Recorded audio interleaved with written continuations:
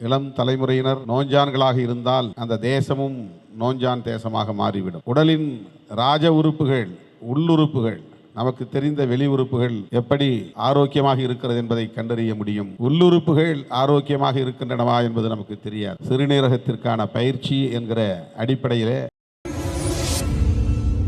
Martial arts இன்றைக்கு உலகம் முழுவதும் இந்த கலை பரவி இருக்கிறது. குறிப்பாக சீனாவில் இந்த கலை கற்றுக்கொள்ளாத இளம் தலைமுறையினரே இல்லை என்கிற அளவுக்கு இதனை தேசியமயப்படுத்தி இருக்கிறார்கள். சிங்கப்பூரிலே ஒவ்வொரு வயது வந்த இளைஞனும் கட்டாயம் ராணுவ பயிற்சி பெற வேண்டும் என்பது சட்டப்பூர்வமான கடமையாக்கி இருக்கிறார்கள். அதை போல சீனாவிலே ஒவ்வொரு இளைஞனும் இளம் பெண்ணும் இது போன்ற கலைகளில் ஈடுபாடு கொள்ள வேண்டும் என்பதை நடைமுறையாக்கி இருக்கிறார்கள். இளம் தலைமுறையினர் நோஞ்சான்களாக இருந்தால் அந்த தேசமும் நோஞ்சான் தேசமாக மாறிவிடும். யூத் என்பது எனர்ஜி என்று பொருள். இளமைதான் ஆற்றல். அவர்கள் உள்ளத்தின் அடிப்படையிலும் உடலின் அடிப்படையிலும் சுறுசுறுப்பாகவும் விறுவிறுப்பாகவும் இயங்குவதற்கான வாய்ப்பை பெற்றவர். அந்த வயதில் கல்வி கற்பது எவ்வளவு இன்றியமையாததோ அதை போல உடலை தம் கட்டுக்குள் கொண்டு வந்து ஆரோக்கியமுள்ள ஒரு கட்டுடலை உருவாக்கி கொள்வதற்கான வாய்ப்பு இது போன்ற கலைகளின் மூலம்தான் கிட்டும். மார்ஷியல் ஆர்ட்ஸ் என்பது கட்டாயமாக கற்பிக்க வேண்டும் என்பது என்னுடைய விருப்பம், என்னுடைய விழை,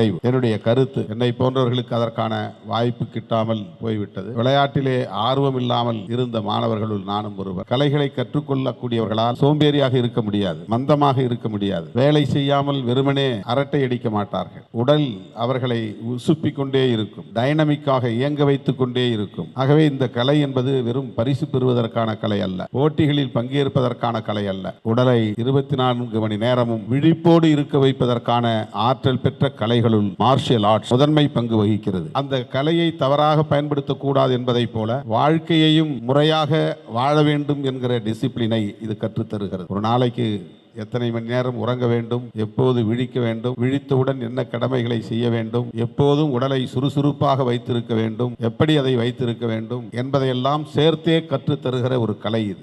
உடலின் ராஜ உறுப்புகள், உள்ளுறுப்புகள், நமக்கு தெரிந்த வெளி உறுப்புகள் எப்படி ஆரோக்கியமாக இருக்கிறது என்பதை கண்டறிய முடியும். உள்ளுறுப்புகள் ஆரோக்கியமாக இருக்கின்றனவா என்பது நமக்கு தெரியாது. நுரையீரல், இருதயம், இரைப்பை, கல்லீரல், இப்படிப்பட்ட உறுப்புகள், சிறுநீரகம், இவையெல்லாம் அதற்கும் பயிற்சி தேவை. ஆனால் நாம் அந்த பயிற்சியை தருவதில்லை. நடப்பதால் அது நிகழாது, சின்ன சின்ன விளையாட்டுகளால் அது நிகழாது. ஆனால் கராத்தே, குங்ஃபு போன்ற கலைகளை கற்கிற போது ராஜ உறுப்புகள் என்கிற இந்த உள்ளுறுப்புகள் பயிற்சிக்கு உட்படுத்தப்படுகிறது. இதயத்திற்கான பயிற்சி, நுரையீரலுக்கான பயிற்சி, சிறுநீரகத்திற்கான பயிற்சி என்கிற அடிப்படையிலே அந்த உள்ளுறுப்புகளுக்கான இரத்த ஓட்டத்தை அது சீர் செய்கிறது, அது விரைவுபடுத்துகிறது, அந்த ஆற்றலை அது தருகிறது. உள்ளுக்குள்ளே தான் எல்லாம் இருக்கிறது. நம்முடைய உடலில், உள்ளத்தில் எல்லா ஆற்றலும் இருக்கிறது. அந்த ஆற்றலை வெளிக்கொண்டு வருவதற்கு ஏதுவான கலைகள் கராத்தே, குங்ஃபு போன்ற கலைகள். ஏதோ ஒரு சில இளைஞர்கள் மட்டும் பங்கேற்கிற ஒரு கலையாக தனிமைப்பட்டு நிற்காமல் அனைவரும், வயது வந்த அனைவரும், இளம் பிள்ளைகள், முதுமையடைந்தவர்கள் என்று முதல் வரிசையிலே அமர்ந்திருப்பார் அத்தனை பேரும் 70 வயதை கடந்தவர்கள் என்று அல்தாப் சொன்னார். இன்றைக்கும் சுறுசுறுப்பாக இருக்கிறார்கள். இப்போதும் கராத்தே பயிற்சியை இளைஞர்களுக்கு கற்றுத்தருகிறார்கள் என்று சொல்லுகிற போது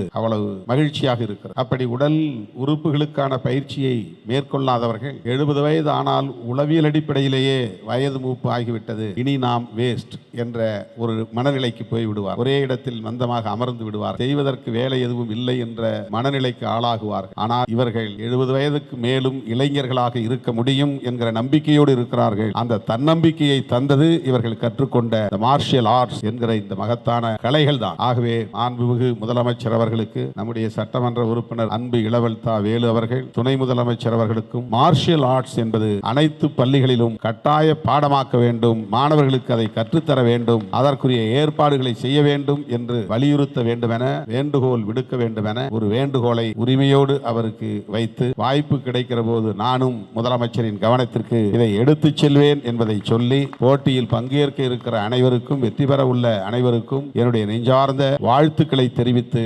முடிக்கிறேன். நன்றி, வணக்கம்.